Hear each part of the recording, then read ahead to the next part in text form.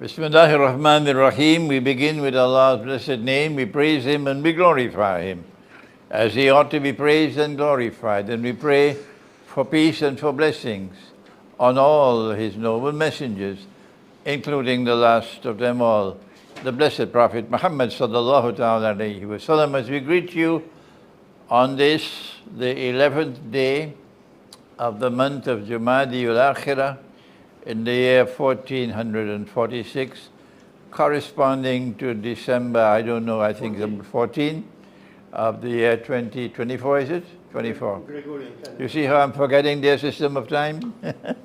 And we greet you from, excuse me, I have a cough. So we greet you from Shah Alam, close to Kuala Lumpur, in Malaysia, with Assalamu alaikum wa rahmatullahi wa barakatuh.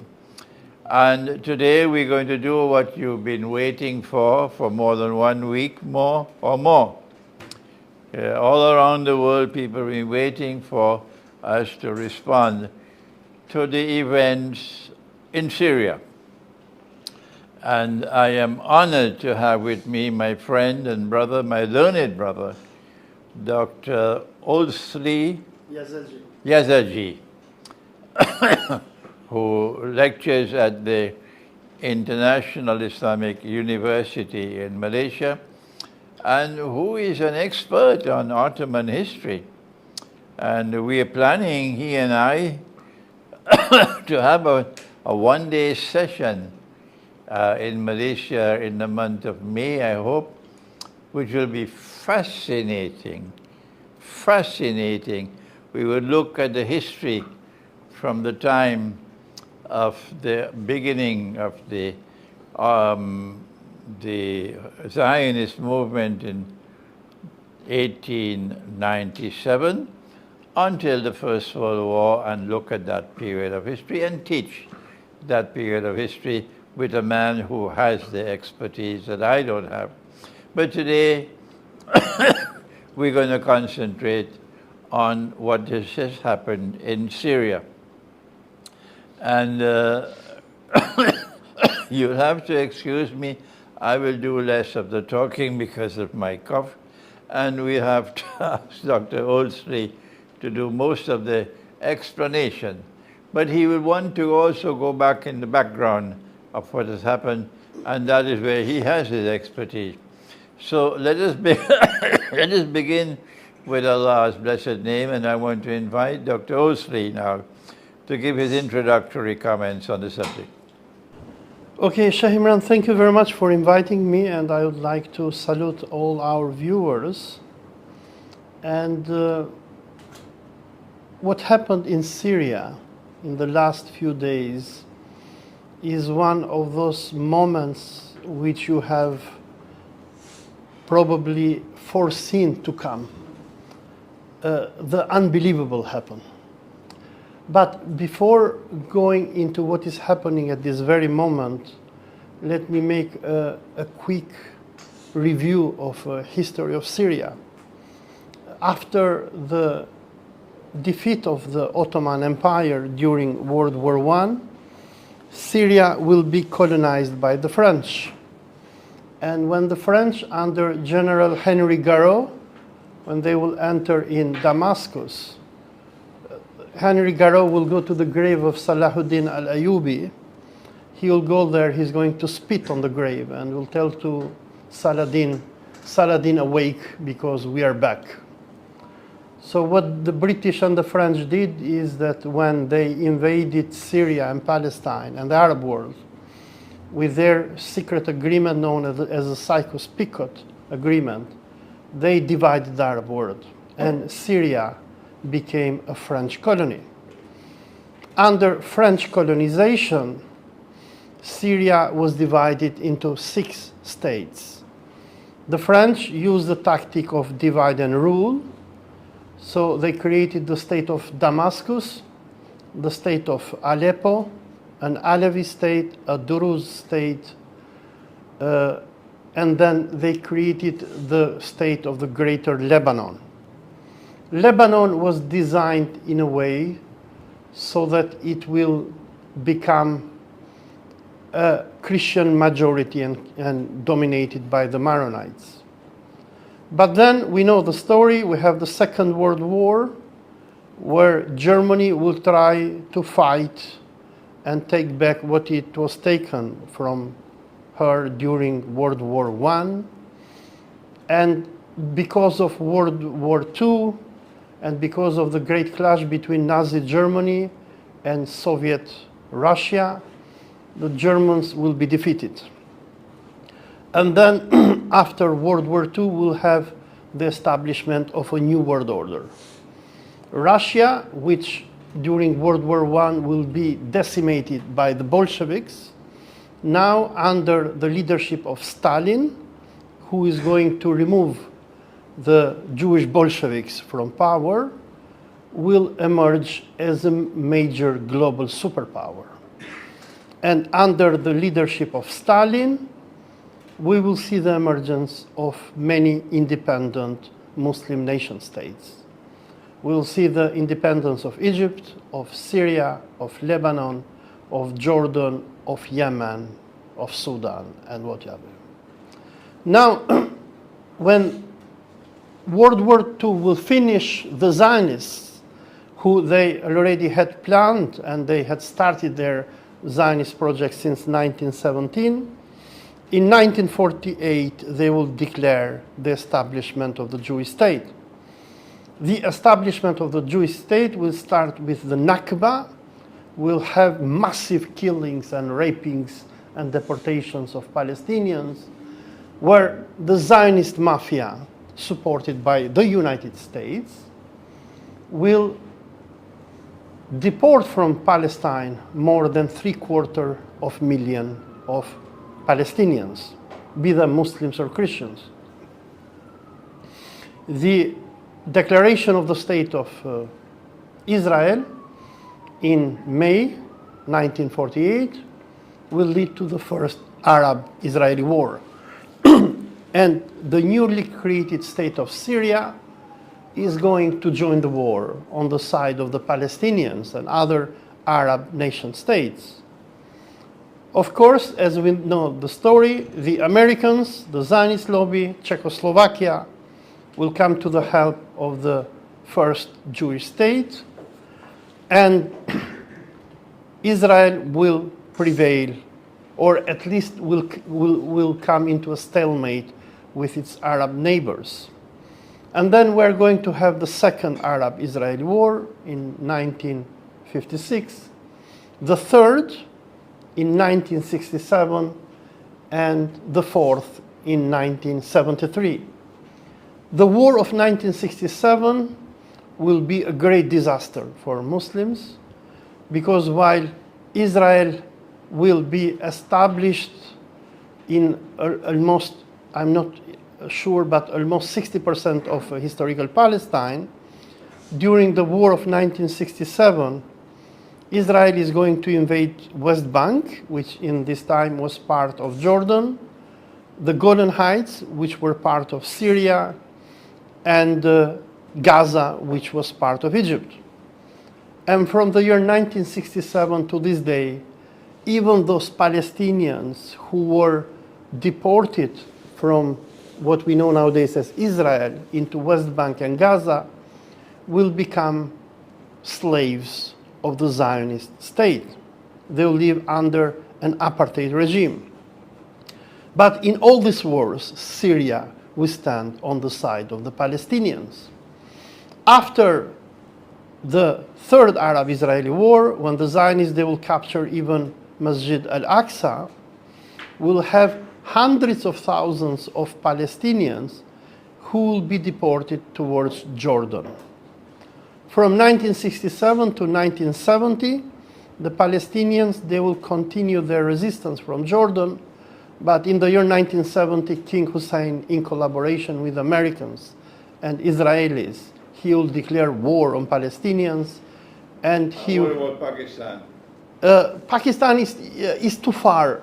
So, no, because I want to come... General Ziaul Haq was there. Yeah, but no, I want to come to Syria. Oh, go ahead. Because in 1970, when Jordan will massacre the Palestinian resistance, we'll have Syria under Hafez al-Assad, which is going to put the Syrian army inside Jordan to help the Palestinians. But threatened by Israel, they will have to withdraw. Because I want to show the role of Syria here. Okay. And then we will have the removal of the Palestinian resistance from Jordan, and they will be relocated to Lebanon. So from 1970 to 1982, Lebanon will become like it is today under Hezbollah, the center of resistance. And Israel is going to attack Lebanon, is going to invade, and finally in 1982, Ariel Sharon is going to surround Beirut and will force the Fedayeen of the PLO and other Palestinian organizations to leave Lebanon. But in this time we have Syria, which is always standing on the side of the Palestinians. During the Fourth Arab-Israeli War of 1973, Syria is again going to fight against Israel and join Egypt of Anwar Sadat. But after the Camp David Accords of 1978 and the Egyptian-Israeli Peace Treaty of 1979, when Sadat is going to sell the Palestinian cause, Syria will not sell the Palestinians. And after the Israeli invasion of Lebanon, which will last until 2000, it will be Syria which is going to support the Palestinian resistance, and it will be under the supervision of Hafez al-Assad that in 1982, after Israel will think that they defeated the Palestinian resistance, that Imam Khomeini will create the Hezbollah. And Hezbollah will be supported not only by Iran, but also Syria of Hafez al-Assad. And Syria, until 27th of November 2024, which means how many days before? Today is 14, which means, help me, 17 days or 18 days before, was the last Arab country neighboring Israel, which was in a state of war with Israel and never signed peace with Israel. And what will happen is that after the establishment of Hezbollah in 1982, Syria will become a very important Arab nation state which is going to stand and support the resistance for the liberation of Palestine. Now, with the collapse of the Soviet Union in 1991, George Bush I, the father of the second George Bush, will announce in the US Congress on 11 September 1991, after they will defeat Iraq during the first Gulf War, that the Americans will establish a new world order. A what? A new world order. And in his speech in front of the US Congress, George Bush will declare that we no longer have a stalemate when it comes to the United Nations because the Soviet Union is not there. And the time came for the Zionist America to shift its war from the war against communism to the war against Islam. And after the destruction of Iraq during the first Gulf War, and after the infamous speech of George Bush in the US Congress on 11 September 1991, exactly 10 years after, on 11 September 2001, we'll have the 9/11 attacks, which we all know they were staged. We just had a Yeah. discussion. They were staged. President Dan Hanley on 9/11. Yes. So they were staged by the Zionist American Empire. Like Nero in the ancient Rome, who burned Rome in order to blame the Christians, Bush II copied the same textbook of the Roman Empire. But what will happen starting with Bush I, the American empire is going to declare a global war on Islam. But at first, the Zio-American empire will go against Arab nation states. So they will have the first Gulf War, and then the second Gulf War. Then before that we'll have 9/11 and the invasion of Afghanistan. Then we'll have the destruction and the division of Sudan, destruction of Somalia, the civil war and division of Yemen, the killing of Muammar al-Gaddafi in 2011 by NATO. So, like General Wesley Clark has shown, that after September 11, 2001, the Zionist American empire thought that it was ready to give the final blow to the Arab world, which they did it. But the only country which held until 27th of November 2024 was Syria. But what the Americans did in the era of the Obama administration, when you, Sheikh, in the time you became very famous because you foresaw what was coming, the Zionist American empire made an alliance with the Wahhabi Takfiri groups, and they unleashed this medieval beast against the Arab states. I like that term, medieval beast. Yeah, it is a beast. I call them Dajjal's warriors. Yeah, but they're a beast. And this medieval beast was used against Egypt. They planned to divide Egypt, but later they changed their mind because they saw that Egypt could become much more dangerous divided. They unleashed this beast against Tunisia, against Libya, and against Syria. So Syria had to witness one of the most brutal wars in the modern history of humanity. It was a civil war, where these beasts of organizations like ISIS or Daesh, Jabhat al-Nusra, Al-Qaeda, and whatever CIA knows how to form and create, they started mass killing Muslims and Christians, raping people. And as we speak, as of today, the population of Syria, which before 2011 was around 22 million, if I'm not wrong, today only 10 million are left. 10 million. 12 million Syrians were forced to leave Syria. And 6 million of these are in Turkey, and around, if I'm not wrong, 3 million should be in Germany. So what happened is that Israel achieved one of its most impressive successes in modern history, because we know what the Zionists want. They want to create the Eretz Israel, or the Greater Israel. And this Greater Israel should extend from Iraq to the Nile River in Egypt. But Syria, after the 1979 peace treaty that Israel will have with Egypt, Syria was the greatest headache for Israel, because Syria was standing next to Israel.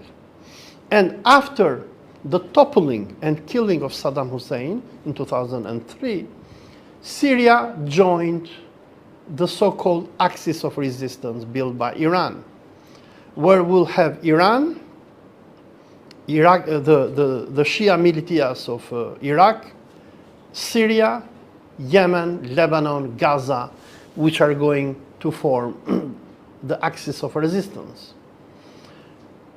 The axis of resistance will come to the support of Syria during the bloody civil war from 2011 to 2016-17, and Iran, together with Russia, will help the Syrian Arab Republic to prevail against international terrorism. But while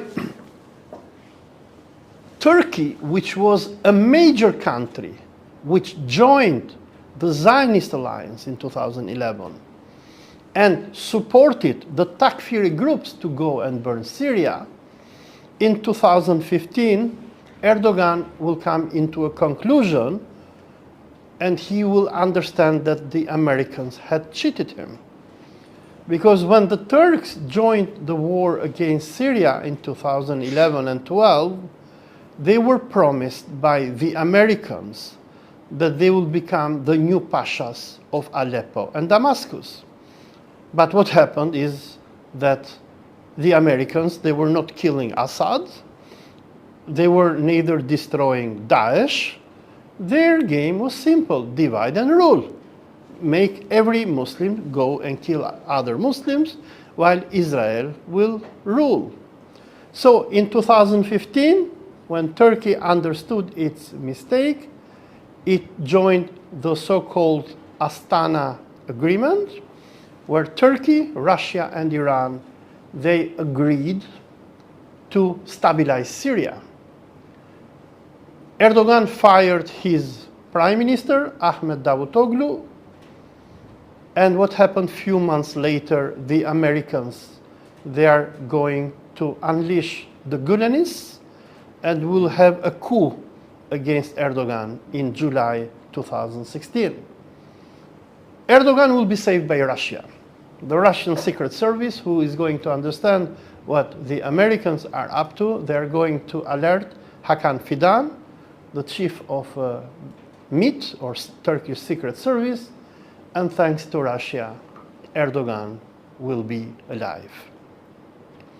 But what happened is that with the start of the, I would call that probably the fifth Islamic-Israeli war, which started by Hamas on 7th of October 2023, when on behalf of Hamas will have Iran, Libya, Yemen, Syria, and Iraq join the war.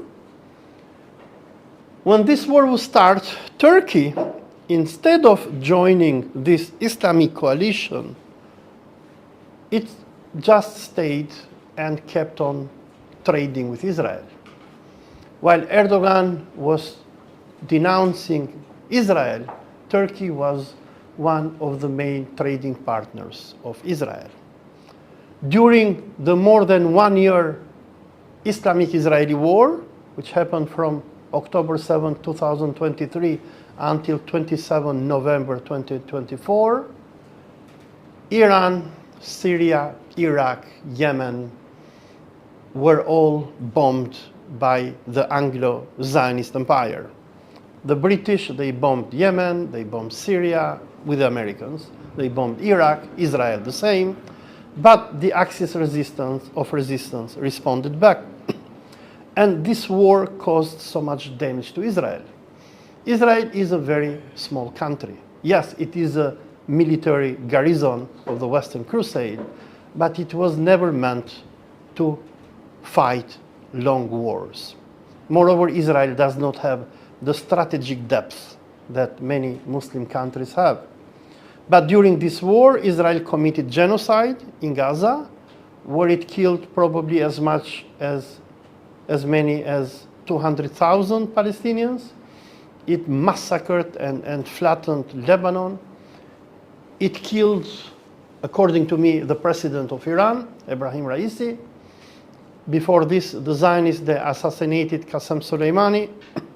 It killed Ismail Haniyeh, Yahya Sinwar, and Israel, thanks to the American and British intelligence, was able to kill many of the leaders of the Islamic resistance. But on 27th of November 2024, Israel finally signed an armistice with Lebanon, because during 2024, some 500,000 Zionists left Israel. So the Zionist project was in a crisis. Yes, Israel and the Americans, they had technological superiority when it came to the axis of resistance, but still the Israeli state cannot sustain a long war. But then what happened? On 27th of November, when the axis of resistance was thinking that the war is ending in a stalemate, suddenly from Idlib, the terrorist groups of Jabhat al-Nusra, which were supported and funded by Qatar and Turkey, were unleashed against the Syrian Arab Republic. And on 7th of December, 2024, if I'm not wrong, after capturing many of the cities of Syria, finally, the terrorists, they captured Damascus. In this moment that we're speaking, the government of Bashar al-Assad is no longer there. The emir of Syria is an international terrorist, Abu Muhammad al-Golani, otherwise known as Ahmad al-Shara, a person who is wanted even by the Americans, who is a listed terrorist by the United Nations and many other governments of the world. But the Americans, they have allowed him to be the puppet ruler of Syria. In this moment that we're speaking, Israel is bombing Syria, is destroying its infrastructure, it obliterated its air force, its navy, and few hours before it was bombing Damascus. Israeli tanks are probably 10 kilometers far from Damascus. And what Israel is doing, Israel in collaboration with Jabhat al-Nusra or Al-Qaeda, they are dismantling the Syrian Arab Republic. Israel is now colonizing Syria, and Netanyahu and Israeli leaders, they are very happy because while on 27th of November 2024, they didn't reach what they wanted in their war with the Axis of Resistance, what Turkey, Qatar, and Al-Qaeda did to them was the greatest gift given to the Zionists. And the new government established in Damascus by Abu Muhammad al-Golani have declared peace or neutrality towards Israel. So while Israel in this very moment is killing Syrians, is invading Syria, these so-called revolutionaries who made the revolution in name of liberating Syria from the dictator Assad, they are simply traitors. Traitors. They are selling Syria to the Zionists. Traitors. So they are the ground force of international Zionism. So while we know the Zionists and the Americans, they are afraid to send ground troops in Muslim countries, their ground troops are the Wahhabi beasts. So this was my historical summary, Shah. Thank you, Dr. Olsi, for this extremely important exposure of the historical background. We want to turn now to the international politics involved in what happened to Syria's government. You'll have to excuse me, my cough. I'll do a little talking. You have to do most of the talking. Russia and Iran chose not to intervene to save the Syrian government. Why did they take this decision? Well, from what I have read and heard from Syrian analysts and Russian and Iranians was that Iranians and Russians, they were ready to go and help Syria, but they found out that the Syrian army did not stand to fight. Aleppo was sold. The general who was in charge of defending Aleppo acted in the same way as the general who was in charge of protecting Baghdad from the Americans in 2003. In 2003, the Americans, they bought the generals whom Saddam had placed to defend Baghdad. They gave them American passports, money, they sent them somewhere to Florida, and this is how Baghdad was captured. The same thing happened to Syria. It seems that the Americans and probably Qataris and Turkish Secret Service was very successful on buying Syrian generals, and the Syrian army didn't stand to fight. So if you have followed the war in Syria from 27 November, at first the Russians, They were supporting the Syrian army. They were even bombing the terrorists. Iranians, they sent their advisors to Tehran, to Damascus, to personally meet with Assad. They even offered to send their army in Syria. Iraqis as well, they mobilized thousands of fighters.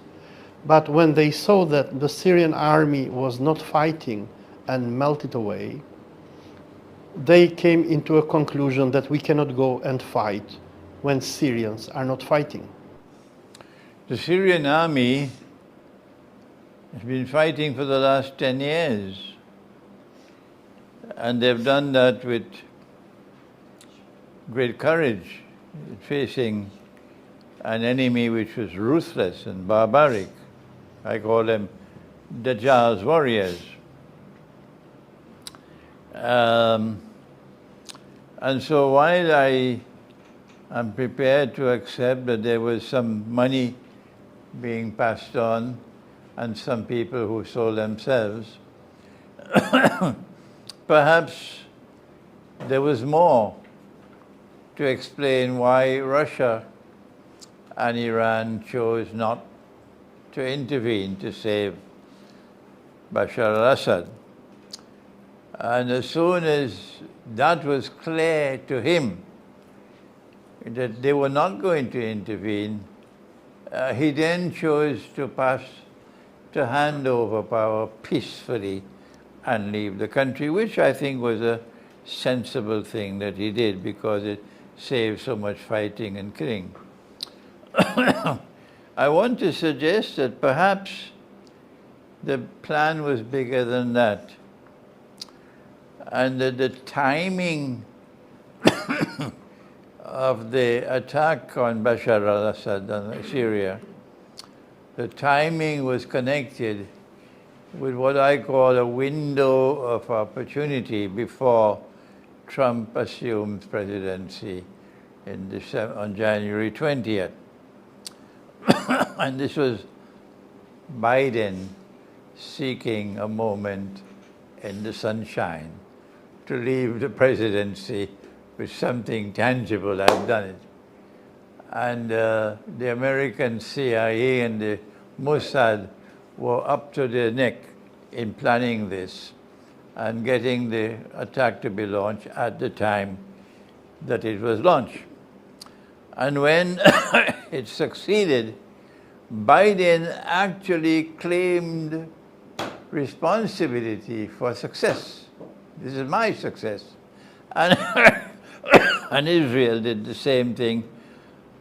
And Turkey could not hide her joy on what had happened. I want to suggest, Dr. Olsi, that the timing of the attack on Syria was connected also with Ukraine. That Trump had already broadcast 24 hours of the day that if I win the election, I become president, I can stop that war in 24 hours. And if January 20th were to come and Trump does not show to the American people something tangible about ending the war, the American people are going to turn against him very quickly. Very quickly. Because I don't think they voted so much for Trump as they voted against Biden and Kamala Harris. They voted against them. That's how Trump won the election. But Trump doesn't have a plan to win to stop the war. He doesn't have a plan. He's fishing. And perhaps, Dr. Olsi, the attack which was launched on Syria was meant to provoke Russia and Iran to intervene. To open a new front. And if Russia and Iran had taken the bait and intervened, then the noose around the neck of Ukraine would have been released. And Ukraine would have some breathing spell. And so I want to suggest that perhaps one of the reasons why Russia and Iran did not take the bait and they preferred to sacrifice Assad rather than take the bait was because they understood the bigger plan, the bigger picture, and it was too dangerous for them. Now that that is over, what does the future hold in store? What can we look forward to in a post-Assad Syria? Well, I want to come back to what you were commenting right now, and I totally agree with you. I mean, the Russians understood very well what was happening in Syria. I mean, this was the plan B of the Zionists. After Israel failed to destroy Hezbollah and to totally crush Hamas, and Israel was really desperate, then the Zionist alliance decided to go against the weakest chain of the axis of resistance. And Syria was very important because Syria was a base for Iran and Russia.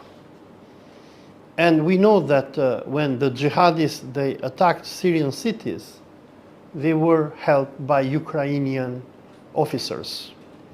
I mean, one of the reasons, coming back to your question, why did the Syrian army melt away was because they were faced with waves of drones which were coordinated and launched by Ukrainians. For people who follow Russia Today and other Russian channels, the Russian media have already alerted the public opinion since September 2024 that Ukrainians were going en masse in Syria, were training the jihadis, and they were getting ready. So the attack against Syria was not an attack against Palestine only. It was not an attack against Islam and Syria and Iran, but it was an attack against Russia as well. Precisely. And like you correctly pointed out, they wanted to trap Russia and Iran to turn Syria into a second Afghanistan.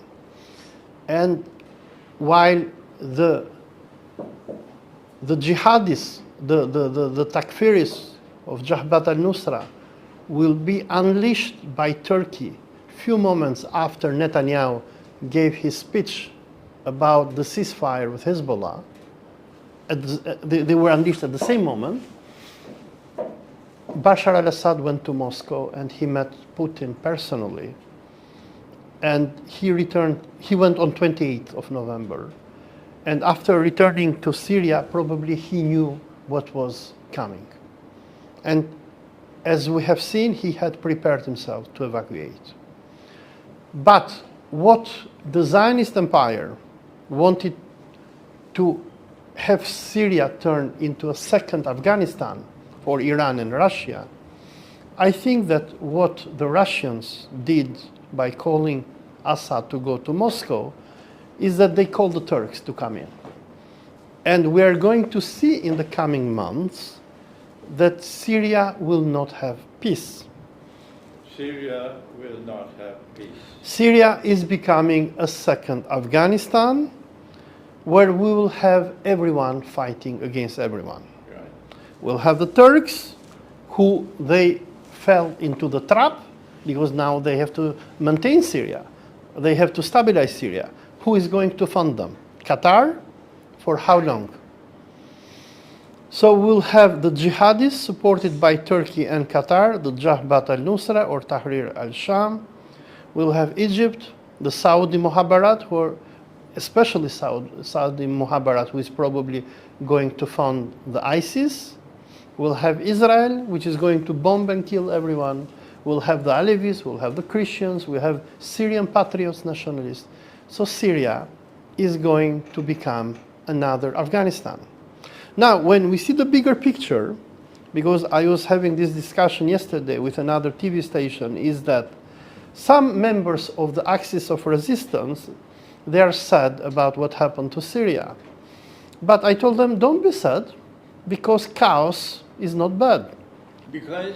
Chaos and anarchy is not always bad. Okay. I mean, chaos. And the Zionists, they thought that by toppling Bashar al-Assad, they're going to win. They're going to secure their borders. But it is not so.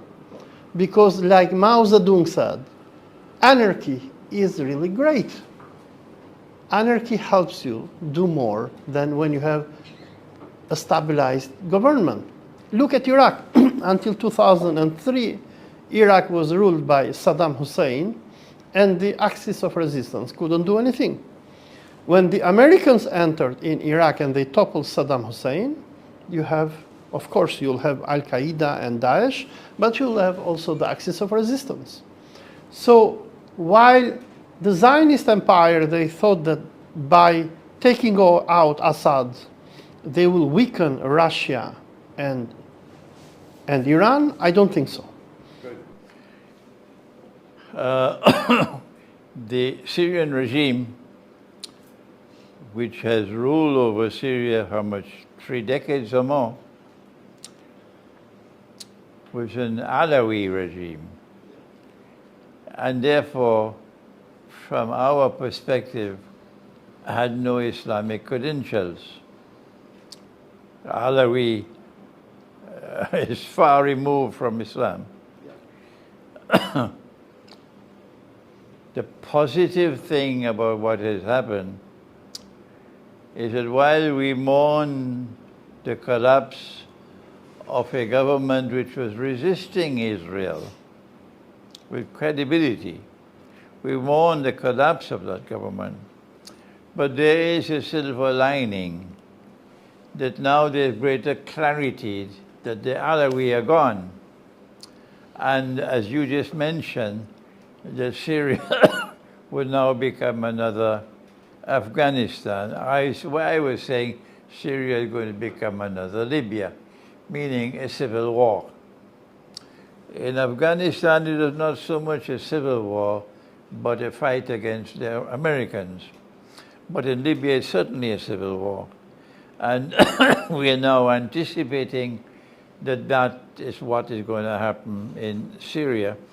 And the forces of Islam are now going to be able to emerge with greater clarity than was possible before. So this is one of the positive things which has happened. But now for the future of Syria, we're seeing Israel destroying Syria's military capacity to resist Israel. And it's going to take a long, long time before Syria can ever pose a threat to Israel. But I want to concentrate now on Syria's territorial integrity and what is likely to now happen with both Israel and Turkey attempting to grab parts of Syria, and how is Iran likely to respond? Well, what happened on 27 November 2024, in my opinion, what Erdogan did is one of the greatest mistakes in his life. There was an agreement between Netanyahu and Erdogan, but we don't know the content of it, but history is going to tell us. But what happened on 27 of November, there was like what Hitler did with Stalin during World War II, the so-called Ribbentrop-Molotov agreement. When the Soviets and Nazis, they divided Poland. Poland, yeah. Yeah. So the situation in Syria is very similar to the Ribbentrop-Molotov agreement. So Erdogan and Netanyahu, they agreed to divide Syria. But we know what happened after the Ribbentrop-Molotov agreement. Hitler went and attacked Soviet Union. So what I foresee that is going to come is that Turkey is next. Turkey is next. Next. Yes. I mean, look, while Israel is bombing all Syria, and probably in the coming few weeks we might see Israel probably even invading Damascus or the areas around Damascus, because I mean the Zionists, they say it openly. They say that Damascus area and Syria belongs to them. We are going to see a major clash between the terrorist groups supported by Turkey, by fighters of the axis of resistance, and there will come a moment when Turkey will have to intervene to support its jihadists. Now, the reason why Turkey entered in Syria was because the Turks knew that Israel was supporting PKK and the Kurds. So, Turkey sold Palestine for Kurdistan, to say it simple. Because the Turks, in their foreign and internal policies, they don't care about Palestine and Islam. They are like the Jean Turks, they are nationalists. Nationalism, Turkish nationalism. So while Erdogan talks about Islam and Palestine, if you see to what they practically do is that they take care only about their nationalist agenda. Their God is a Turkish God. They follow the path of Ataturk. So you can see from Turkey's intervention in Azerbaijan against Armenia, Turkey's intervention in Cyprus, the military conflicts that the Turkish Republic has done since its creation have never been about Islam, have been about pan-Turkism. And Turkey's entry into Syria was because they knew that the Americans and the Zionists, they wanted to create a Kurdish state, and Turkey entered in Syria in order not to allow this Kurdish state to be created. Yeah. But now what is going to come is that, like Stalin and Hitler, they had disputes about the way how they were going to divide Europe. In this moment, Turkey and Israel are in a direct conflict. Erdogan made the greatest mistake of his life by entering into Syria. Assad was the best person for everyone. He was the best for, not probably the best, but he was the good guy for the Iranians, for the Russians, but for the Turks as well. Because Syria was serving as a buffer state between Israel and Turkey. But now, and we know the arrogance and the power of the Zionists, mark my words, Turkey will be next. And when Turkey intervened into Syria, then I was reminded of your words, Sheikh, and the hadiths that you mentioned, where our Prophet ﷺ mentioned that Istanbul, Constantinople, is going to be invaded. I do not know who is going to invade Istanbul. Will it be the Zionist empire? It's not Istanbul. Yeah, you call it Constantinople. لَتَفْتَحَنَّ الْقُسْطَنْطِنِيَّةَ. You will most certainly conquer Constantinople. وَلَنِعْمَ الْأَمِيرُ أَمِيرُهَا وَلَنِعْمَ الْجَيْشُ ذَلِكَ الْجَيْشُ. You will most certainly conquer Constantinople. And he praised the army and he praised the commander. And that conquest of Constantinople is prophesied to take place 7 years after the Great War, which is around the corner. Another hadith speaks of 7 months. All right? And I don't think Erdogan is going to be on this side in that war. He and his people are going to be on that side. And the Muslim army will sweep them away. My Islamic eschatological analysis of that war is that we will conquer Constantinople so that we can return Hagia Sophia to those to whom it rightfully belongs.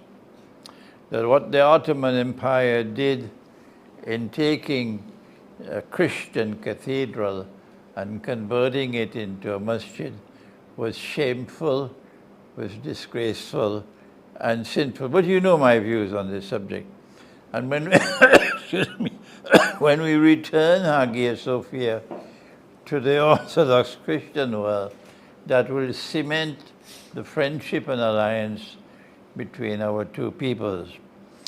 Dr. Olsi, my book, The Quran and Russia's Destiny, which I wrote after meeting with Russian Foreign Minister Sergei Lavrov, and he asked me to write on the subject.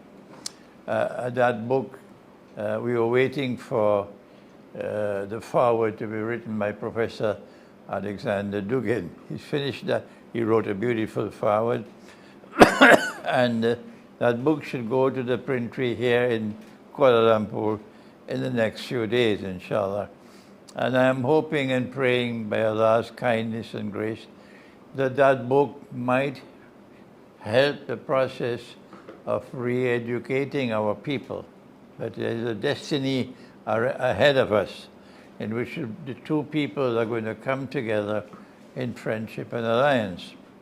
And what is going to happen now in Syria, in the civil war which is coming, is connected with the alliance between Muslims and Christians, which is with which history will end. My cough is now bad, and if any of you have any questions to ask Dr. Olsi? Before going to questions, I just wanted to add something about Dugin, because after Damascus fell, Alexander Dugin wrote on his Twitter profile that, if I can paraphrase it, that he was very upset with Erdogan, and he told him, "We saved you in 2016 and you stabbed us in the back, but we're not going to save you again." And also Dugin said that what is happening today in Syria and in Palestine, we have, if I'm not wrong, 3 or 4 eschatological views competing each other. We have the Zionists, who they think that this is their time and Mashiach will come. We have Muslims, who they think that this is Akhir Zaman and Dajjal is coming. And we have the Christians, who are fighting to liberate Palestine and the Holy Land. So what Turkey did by, in a way, betraying Russia and the axis of resistance is probably one of the greatest mistakes in the history of the Turkish state. Like you said, the Turks, in this very moment, they are not on the side of Islam. They are on the side of the Zionists. Turkey worships a Turkish God. But the problem is that Turks, they don't want to learn from history. In 1918, Istanbul was invaded by the Zionist alliance until they... 18. Yes, after the armistice of Mudros. And the last Ottoman Sunni Caliph was taken hostage by the British. And they kept him as a hostage in Istanbul until they made sure that Ataturk is going to create his republic and will outlaw the caliphate and sultanate. So the Turks, they didn't learn from history. You can never trust the Anglo-Zionists. And Sunni Islam was killed by the Anglo-Zionist empire. The caliphate of Abu Bakr, which Hazrat Abu Bakr established, continued until 4th of March 1924, when Ataturk outlawed it. And Erdogan, which claims to be a pious Muslim, what he did, unfortunately, today, he is like Sharif Hussein, who in 1916 betrayed the Ottoman Caliphate and joined the Zionists. And we know what is the and we know what was the end of Sharif Hussein. £7 million they got. And we know what was the end of Sharif Hussein. Yeah. And we also know what was the end of Saddam Hussein, because And Abdulaziz ibn Saud as well. yes, but Israeli government, the foreign minister, who is now Minister of Defense, Israel Katz, has officially warned Erdogan that you are going to end up hanged like Saddam Hussein. So the Zionists today, they are using Turkey and Erdogan like they used Saddam Hussein against Iraq from 1980 to 1988. And in one moment, well, when they will no longer need him, they will make him face the same fate as Saddam Hussein. Well, I think Russia has no alternative now but to re-examine our relations with Turkey and Erdogan.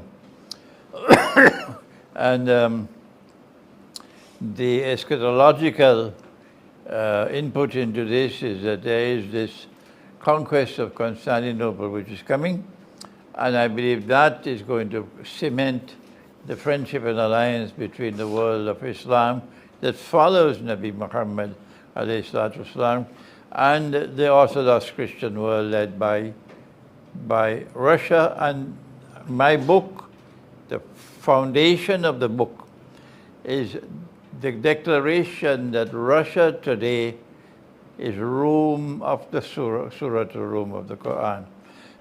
All right, so we are we are now located at a moment in time when what is happening in Syria has not ended. There's more to come. There's likelihood perhaps of an attack on Iran.